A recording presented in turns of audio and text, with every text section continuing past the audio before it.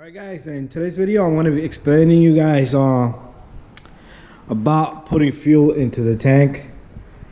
I've had few cars and customer complaint was they go to the gas station, they tell the guy to fill up the tank, the guy puts the funnel in, puts it to fill up, but the tank is empty, and within $1 or $2 it clicks, it shuts off. And the guy restarts again, $2-3, it clicks and it shuts off. Alright, so there's a reason why it shuts off, right? The reason is the fumes of the gasoline, the smell of it is a pollution, alright? So it cannot go into the atmosphere, so there's a system called evap system. It has components such as purge valve, check valve, pressure sensor, and an evap charcoal canister. The canister is a box about from here to here, that big. What it does is it stores the fumes of the gasoline. Even if you're not filling up the tank, it does its job. So when you're filling up gasoline, air cannot escape. It has to go into the charcoal canister. So the reason why your pump is shutting off, is not letting you fill up gas, is because there's no ventilation. All right, if you hold up, a lot of people, they hold up the funnel a little bit and then they fill up slowly, little by little. It takes them an hour to fill up the gasoline.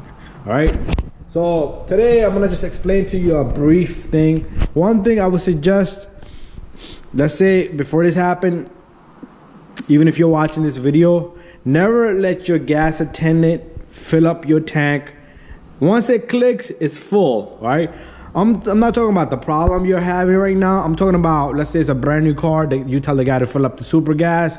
He puts it on, it puts in $50 gasoline, and then it clicks, meaning the tank is full, all right? And then he decides to, it's $50.30. He decides to pump a little bit more, 60 cents, 70 cents, 80 cents, 90 cents, $51, right? Makes an even number.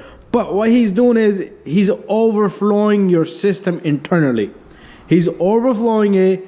That fuel has to go somewhere. It's going to go into the charcoal canister. It's going to go into the lines. And it's going to cause damages. All right, so enough said. So what can you do about this? It's expensive, first of all. Secondly, I've done once before. I cleaned out the pipes. But they're down below. You're never gonna see them. You're never gonna get to them. And let's see if we can see them by going down here, right? Which I might not be able to go down here. But the charcoal canister on this car is, see these pipes? There's two pipes here coming out. One is gasoline, the other one vents it. But that's just for the line, all right? That's just for the line right there. But there's a charcoal canister. If I can make it over here without lifting this car, there has to be a charcoal canister somewhere here located, all right? And I might not be able to see it. Yeah, I don't see it from here. But there is a charcoal canister. On every car has that. And in this one, it's probably located more further down. But anyways, guys, the charcoal canister is a small box which is located under the car. Sometimes you can't even get to, like my Chevy Camaro. I wouldn't even think about going to it. Gotta remove the whole rear end of the car just to pop out that little guy. But guys, I'm not gonna be able to see it on this one, but there's just pipes that you need to clean out. You can follow these lines because these lines do go close to it and pass by it. And there's a evap lines going to the front of the engine, and there's a sensor that lets the check valve that opens and closes. So we couldn't get to it, but anyway, guys, what you need to do is clean out the lines, check all the lines. You can squeeze them. They're soft rubber. Sometimes they're hard because over time they get hard. But charcoal canister, sometimes you can feel it how heavy it is, but you're gonna have to eventually replace it, and it's gonna be costly, all right?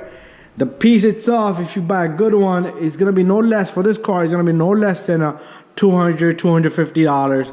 and I will replace some of the sensors does not even want to come off. They break, the lines crack, and then you have EVAP leak codes. Might as well replace everything together and save yourself a headache down the road. And blowing air into this is just crazy. That's idiotic, all right? Blowing air into this is just idiotic. I had people come to me, oh, blow air in there. I'm not gonna blow in there. You crazy? There's no point of blowing air in there. It's not even that. It's the pieces beyond that. All right? And you can't blow air into that because you will break the valves inside. There's like a flaps inside that open and closes. You don't want to break nothing in there. And then it's garbage pretty much. Even if you determine there's a small pipe, sometimes the pipes will clog up.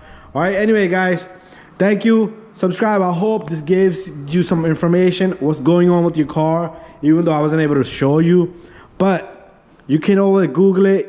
This is a Highlander, and Toyotas, Hondas, every single car has it. BMWs, Mercedes, 99.9 car has it. Pretty much every car has it. It's mandatory. It's a law because you cannot pollute. All right, it's for the pollution, to protect the planet, the atmosphere, and the global warming. Anyways, guys, thank you and good luck. Subscribe. Send me a message if you need help. Bye bye.